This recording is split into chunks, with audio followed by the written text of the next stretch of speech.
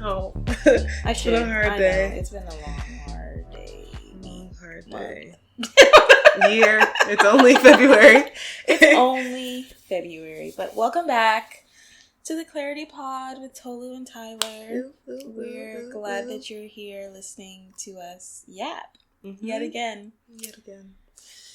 So it's the new year. The year of the fire horse. Alexa plays Sexy Sulan by Mona Leo. So yeah, how's your new year going so far? My new year is going. Mm-hmm. I feel like last year was really challenging in certain ways, rewarding in other ways, and now we're finding with the new pivot, it's just a lot of rediscovery and new pivots and new challenges. What a word, rediscovery. Mm-hmm. Yeah, I would say the same. But 2026 for me, I echo that. A lot of rediscovery, a lot of transformation. Mm-hmm. I'm in my Saturn return, so I'm taking no prisoners. Mm-hmm. You know what I'm saying? I'm not playing any games out here. Mm-hmm. Happy Black History Month to us. Hey. Do you feel like you've celebrated Black History Month this year? I celebrate Black History Month every month. Every day. Yep. But I think specifically this month, yes, I have just been reading a lot more Black literature, Black female literature to be exact. Like who?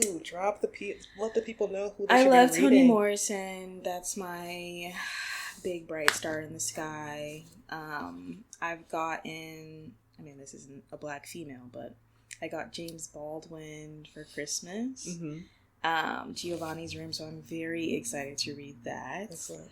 Audre Lorde, I revisit her essays a lot. Who else? There was a really good Substack that I read earlier this month, I think it was, or maybe later last month, about how to just be or live in your womanhood better than your mother has, your grandmother has, your great-grandmother. It was just how to live better and more secure in your womanhood and not be afraid to just say no to some BS. Ooh. And it was such a good Substack. I gotta send that to you. Please. I feel like I need it. It was scrumptious. Mm-hmm. It was so good. Yeah, that sounds really excellent. Yeah. So a lot of reading. I haven't yet gone to the new museum in Harlem. Mm-hmm. So that's going to be something I do soon. I just wanted to let it die down. November 15th when they opened, everybody and their mama was in there. So I was like, okay, yeah, I'll do it. Crowds in me, not too much. Yeah. So yeah, I've been celebrating Black History Month. You? That's good. I feel like I've been bad. That's so anti. I know. I've been so bad. I haven't been leaning so anti. Celebrating Black culture. I feel like I live my life day to day, moment to moment. So when it's oh shit, it's Black History Month, I was like, okay, what are we doing? Mm-hmm. I'm alive. I'm here. I'm meditating. I'm going to church more now. And I think that's all that's all I have in me at the moment. Hey.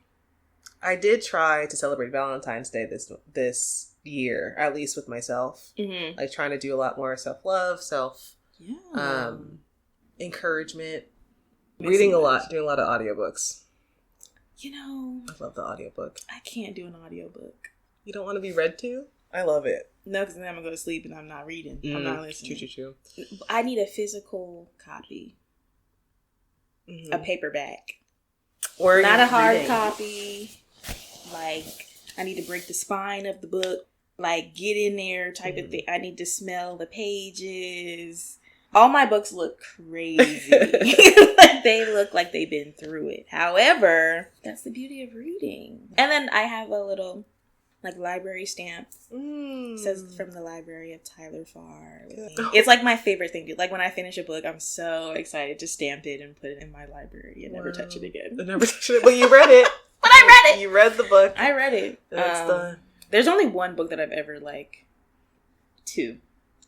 two books that I've ever revisited. When I say it, it's gonna be so funny. I'm ready. One of the books, and I'm sure it's going to be excellent. The first book is The Last Song. Oh, my. Not a Black History book, but Miley, I love you dearly. Down, sister girl. I love Miley Cyrus so deeply. Oh, my God. That's one.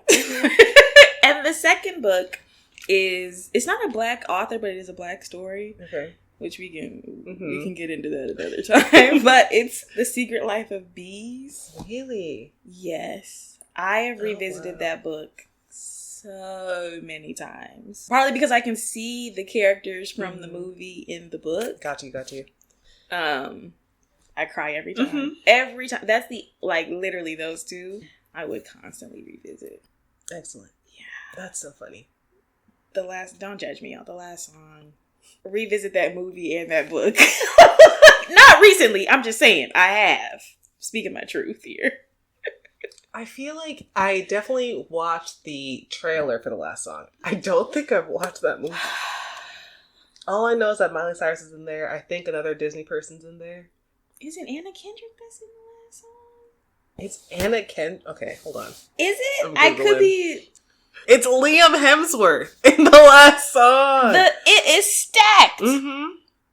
Damn, this is a white ass cast. Literally. That's wild. Yeah. Why did I think Anna Kendrick was in that? Weren't they married? Wait, hold on. We don't talk about that Hemsworth. We talk about the other one. I know, but that's kind of a weird storyline for them. That they were in this very traumatic romantic movie together. I assume traumatic. Mm-hmm. But romance/family, I guess, Google category. It's PG. Is it? Yeah. Yep. Oh. Okay. But Yep. Okay. It's okay. I didn't know that. Maybe I should rewatch it. Yep, just to see what the plot is. Understand. Given. Maybe they cut some stuff that's and understand it as an adult. Mm-hmm. But yes, you have to get some real Black romance movies in your belt. Will recommend some good Black romance books. Oh. There's this lovely I don't really series, do a lot of romance, but it's good romance. Like, it's not weird. Like, I have done the Romantasy, the Dragon Riders, the one I'm listening to right now is kind of strange, and I don't know if I'm going to finish it. But there's one set by Talia Hibbert, and it's these three sisters, and each of them have a love story. They're quirky in their own unique ways, and they find love in the oddest places, and they're just so relatable, and it's really sweet, and you're rooting for them the entire time. And they're British, so the audiobook is oh Jesus, a girl telling the story, and you're like, yes girl, do the right thing, or no, this man's being annoying. Which is why I like the audiobooks, because it feels like your friend is talking to you about their drama. Because I feel like if I read the romance, I'll put my own voice in there, and I don't want my own voice in there. That's fair. I have only one romance novel in my repertoire so far. The book series is called Insert Name Something Brown. So the first one is Get a Life, Chloe Brown. The second one is Actor Age, Eve Brown. And the last one is Take the Hint. Sorry, out of order. Take the Hint, Danny Brown's the second one. And then Actor Age, Eve Brown. My bestie Simi recommended, so thank you, Simi. That was such a good read. Period. Or listen, in my case. But I have a week left. Okay.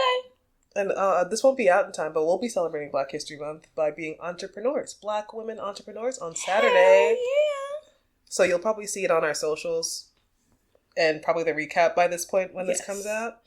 But we're going to be at Mokata on Saturday for February 28th from 12 to 6, our Black History Month pop-up.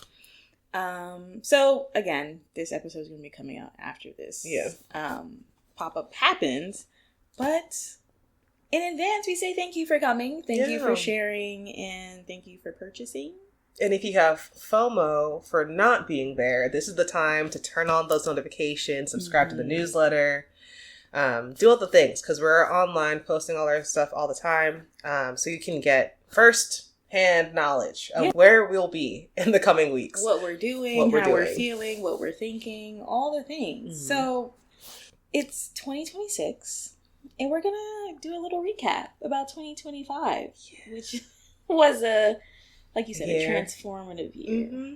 I'm curious, how would you describe last year in like one word? In what regard? For us as founders? Like you're asking founder Tolu? I'm asking founder Tolu how her entrepreneur year was in 2025. I feel that 2025 was the year of being in the cocoon.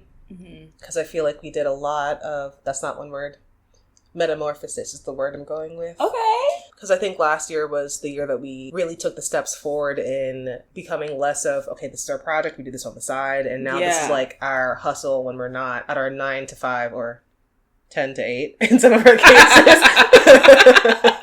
10 to 8:30 yesterday. Oh boy. But like we're actually doing it and like doing it well. And finding like actual success and visibility in our spaces. Yes. What about you? I think my word would be momentum. Like, I don't know, like January of 2025 is always like, okay, what are the vibes? Mm-hmm. What are we thinking? What are we doing? Yeah. Summer is kind of when we take a little bit of a breather just because winter is such an intense time for us. Like, everyone else is having their winter blues. We're working. Mm-hmm. We're still blue. But we're blue. We got shit to do. But we got shit to do. Mm-hmm. So there was so much momentum over the summer and into the fall. And even now into the winter. Like we did our first pop-up, which was a surprise. Yeah. We were top 40 business plan for Brooklyn Library. Like there was just a lot of like proof in the pudding that like we're on the right track. Yes. Keep doing what we're doing. Go harder, grind smarter, type of thing. Don't burn out. Key. Yes. Don't burn out. Take a break when you need it. Lean on your partner. Yeah, momentum is definitely because it like kicked up. We were like, oh. Okay. Wait, hold on. Yeah, I don't have my seatbelt on. Let me put my seat. Let me strap in because it came out of nowhere. Literally. Really. Which is a blessing. Yeah, and I think most blessings do come out of nowhere. Like, well, we worked hard, but the right things moved in the right ways. Yes, and quicker than maybe we thought it would. Because we went from doing a pop-up that we planned to being invited to participate in a pop-up, and then more and more opportunities sprang from that. We got more partners, and here we are. Yep. What was your favorite moment, I guess, as an entrepreneur last year? Like, where did you feel yourself shine the most? What a good question. Thank you. I'm trying to think. Like, last year was just a lot of, like, oh, we're doing this. Mm-hmm. I think, I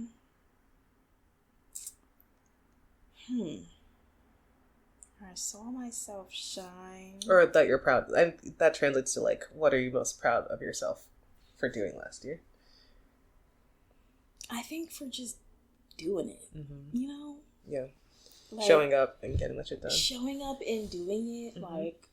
And I think the year before, I was ready to throw in the towel. And I don't know if we told that story on the pod, but I was very discouraged. Yeah. I think there was a mix of like life and business happening at that time. And I was just like, totally you do it. I'm done. Take me off. Cut the show. Oh my God, yeah.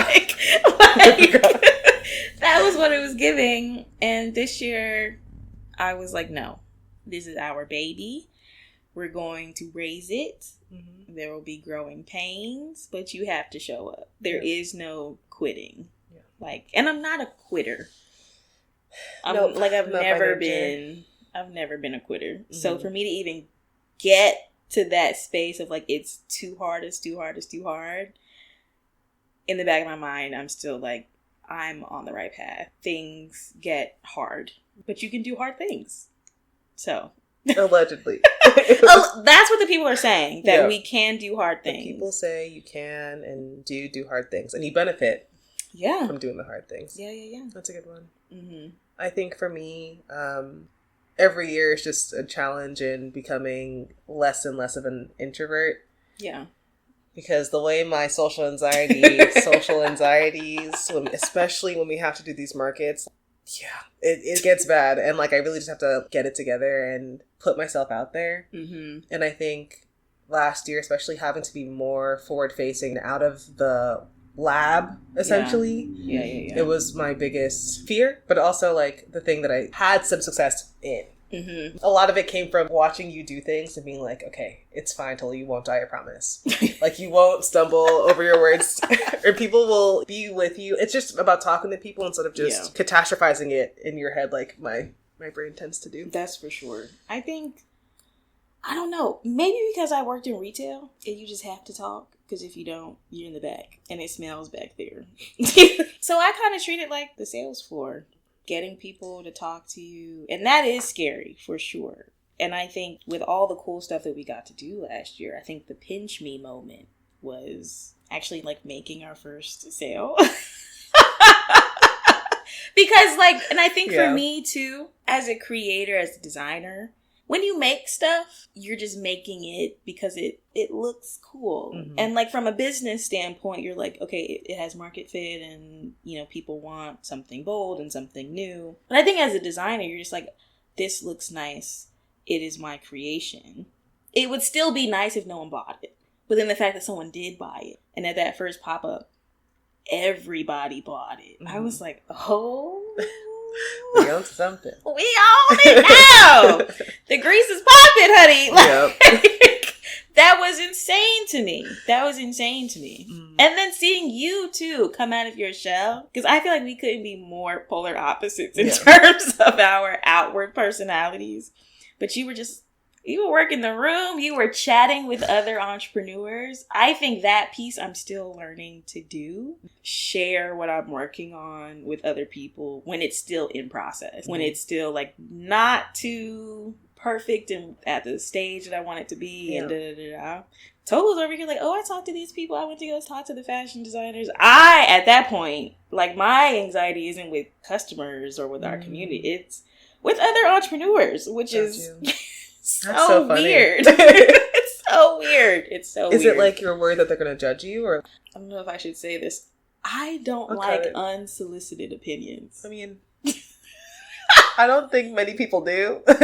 I don't like unsolicited opinions from people who are visibly in the same spot as me. You know what I mean? Mm-hmm. And I think I don't like doing it because that has been my experience thus far. Or at that point, it had been. Getting opinions of, you should do it like this, and you should do it like that. And I'm like, no thanks. ... You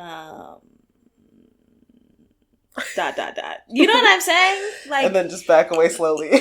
Smile and wave, back away slowly. Thanks. I fear that's never gonna stop. I know. And we just have to be like, for sure. Thanks for the feedback. And then you just keep it pushing.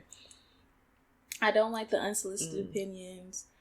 I think it is a little bit of the fear of like judgment of like, well, why? Mm-hmm. And I think that comes from doing the fellowships and incubators and all of that. Like, prove your worth. Yeah, it's a lot of that. And I feel like, and I don't know, I think some of it exists with like professional networking, not even really in entrepreneurship, of just like everything's transactional. Oh, I want to talk to you so that you buy my product. I don't want to talk to you so that like I get to know you and see how I can support you from like a founder standpoint. It was just weird. So when you go around and Tolu is talking to everybody, I'm just like, I don't want to do that. I don't want to.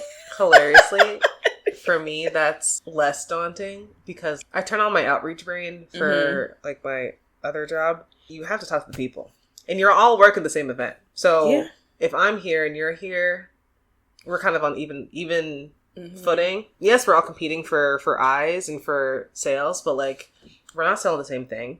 Yeah. There's no overlap. Like, there's no competition, really. We can be chummy just don't be an asshole. You know what I mean? If you're going to be an asshole, then I clock it in and it's in the back of my head for the next time that I see you, because I will see you. Unfortunate, whether you like it or not.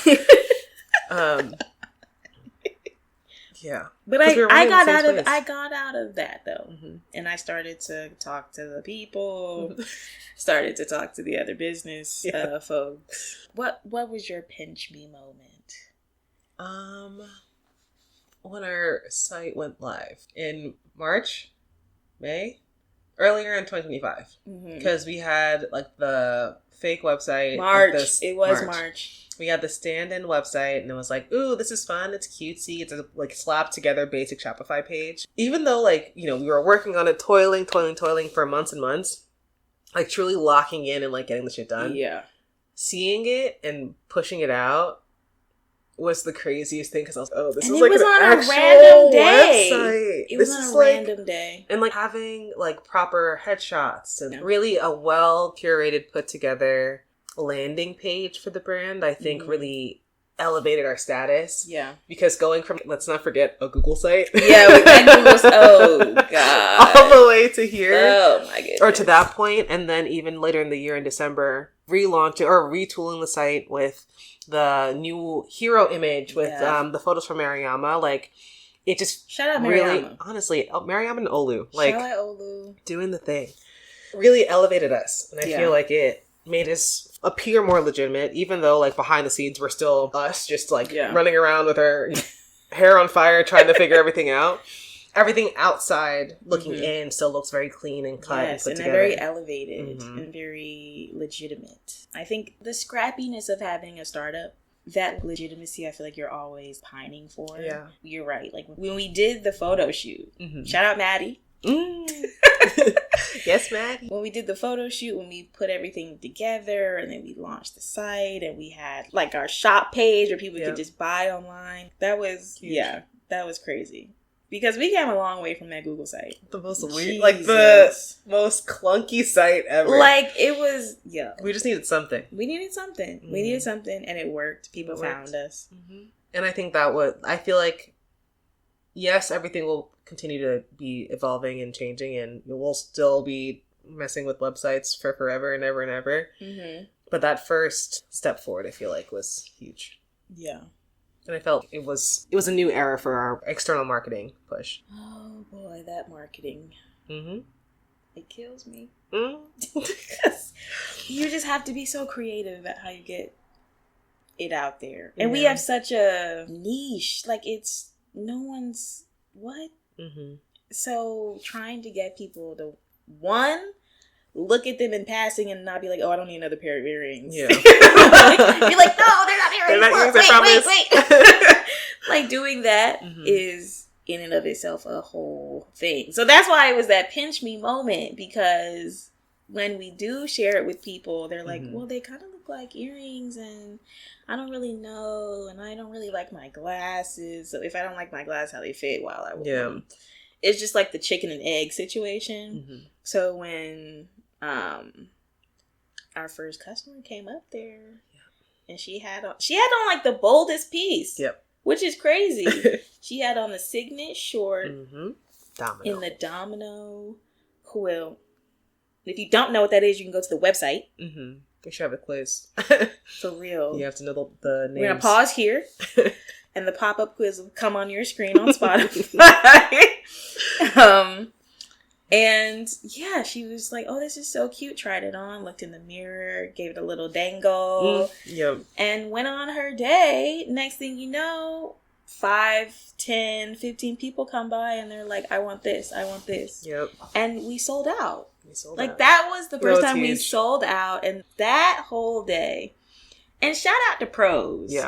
For even hitting us up about that. They keep getting like free promo from us. They really do. Do you need hair? Do you need hair? Because Pros got you. Like we sold out there, and since we've sold out at every pop-up. Yeah, those icons really. The icon is iconic. Icon's iconic, bro. Like they fly off the damn table. Oh my gosh! And it's weird because you can't really judge the energy. You know, like some people are into it, some people are not. And like, you know, everything ain't for everybody, so that's fine. Yep. But when the people come and they're excited and they try it on and they're like, oh, this is so different. Like, I would have never thought about this. I don't really know. I love seeing the energy. I don't really know how to position it or describe what it is. It's almost like a curiosity and I don't know, almost like a rediscovery of your own personal style. Because I feel like for you to even wear them, you have to have some sort of quirk. Yeah. Some sort of, you know, oddity that's like, you know, let me give it a try. You know, some people are more subdued than others. That's why I feel like the icons fly so fast. Yeah. But those signets, it takes a special person to like put it on and be like, oh yeah, this bangs. Like this is a killer. Thank you. Mm-hmm. Thank you. I'll take 2. Yeah. And they just dangle off. Literally, they're like, "Thank you, this was great." Be the follow on Instagram, and here they are with their signature charms. I'm wondering if there was a customer moment that stuck with you, good or bad. Last year, yeah. My favorite will always be the gaggle of girls that came to the table. Oh yes, the girlies. The girlies. Like such a girlhood moment of like, oh my god, what is this? An eyewear charm? Oh, I want to try it on. You should try this one on. And just like all like 3 or 4 of them like trying them on and like complimenting each other and us also gassing them up. And like it just felt, I just loved watching them interact and then also getting to assist in styling. That was so cute. You know, women. Yeah, honestly. Women. Just women. Women. Supporting it women. Was so... That was the cutest interaction I think I've ever had in my life. It was like a gang of maybe 5 or 6 girls just swapping charms, doubling up, taking and they took Polaroids and they were like, it was so fun. They were tagging us on Instagram. Like it was such a sweet. That was such a sweet moment. Yeah. I agree. What about you? Yeah. Trying to think, because I feel like that's the same for me too. Like that was such a cute moment. I have another one too. What? At the last market, there was this like middle schooler who came to our table. Yes, the middle. Oh my god! Or like I think maybe she was a high schooler or something. I can't. She tell was anymore. small. She was a small child. But she came up and she was like, "What are these?" I don't know if she saw someone with it or caught us wearing them or whatever the case. But she came up. I think it was her and a friend or a family member, like cousin or something like that. And they tried them on. She was like, this is so cute. And she was like, I'm going to come back tomorrow. And how much is it? It's $10. Okay. She was so adorable. She came back. Her and her little friend, her mom came. And her mom was hilarious. Yeah. Her mom reminded me of my mom. She was like, you want what? For what? For why? Okay, she was like, these are so... money. She's like, I've never seen anything like this. Like, she wasn't knocking it, but she also didn't really get it. Yeah. And she was like, if this is your personal style, fine. Mom's looking on the table, and she's like, what is this little bottle? And I was like, oh, it's eyewear cleaner for your lenses. And she was like, oh, let me get one of them, because them glasses always be dirty. Just putting her daughter business all out on the street. So I said, yes, the whole, you get a case, you get a wipe, and you get the cleaner, and you good. It's that was so funny. She's like, yeah, let me get one of them. Because that girl glasses always dirty. But hey, I can relate. Yeah, I can relate. Not these days. I'm better now. But when I was younger, my fingerprints. Like, just ridiculous. When I used to go to the beach. Sand. Oh, my gosh. All over the place. Ridiculous. But yeah, that was... so cute. Those two... Oh, man. Yes. Very funny. Cute. So, growing pains and lessons of the year. What would you say your biggest lesson was? My biggest lesson... for 2025 as an entrepreneur is you have to take a moment, separate your time. Yes. Because I think life's works, and then if you aren't intentional about your time, then you'll have none left over. True. Even just for yourself. So just being more mindful about how to allocate time into each of the spaces so I can feel whole and not overspent. Yeah. I think that's my biggest one. That's a good one. I will echo that. I would say on top of that, why not us? Yep. Okay, y'all with the Honestly, though. Why not us? I think being founders, having a startup, having a consumer brand, not no AI bot, and I'm not knocking it. but my point is, you can see so many of your peers doing different things and having more momentum than you, and you kind of are like, what am I doing wrong? What am I doing? Am I not doing X, Y, and Z? Maybe we should pivot and take a beat. Because just because it's not happening right now doesn't mean it's not going to happen. Also, too much of a good thing so fast, honey, you're being paced. Because when it really jumps off and you don't have the tools, you don't have all your faculties, then you're gonna be looking around like, So I think it's not a new lesson for me this year, but like that comparison is a thief of joy. It's just further being solidified in my head about everything that I do in terms of my professional career outside of Indire itself, personally, emotionally, all these things that like, don't look around trying to compare yourself and compare what you're doing to other people, because you never know what's actually going on. You never know what's actually going on. Number one, people are set up in so many different ways, and that don't got nothing to do with you. Like, focus on what's on your plate and be grateful for what's on your plate, because when God starts adding more, you'll be ready for it. Like, don't add too much too fast. That was definitely a lesson of last year. And with that, we say sayonara to 2025. Bye, girl. You were hard and difficult, but bye, girl. Good year. Fine year. A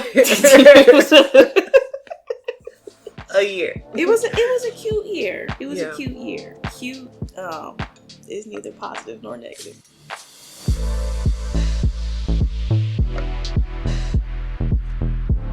Thanks so much for tuning in. We'd love to hear your thoughts. Follow us on Spotify at The Clarity Pod. Drop us a comment. Of course, like and share this episode on your socials. And you can find us everywhere at indire.eyewear.